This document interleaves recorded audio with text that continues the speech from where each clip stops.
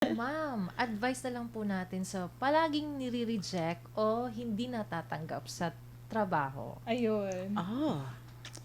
Baka meron ka dyan na itagong mga, ano ba, mga advice with regards to that.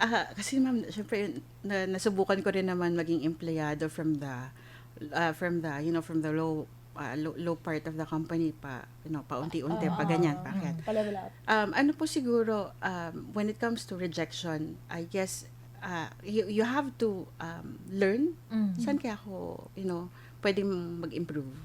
And then, from there, kung halimbawa, on your communication skills pala, in presenting yourself, or physically, how you look like when you present yourself to the employer or to the HR department that you are trying to go into.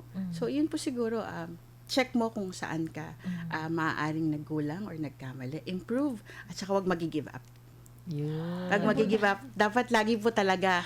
Gora dapat. Opo. Palagi. Dapat po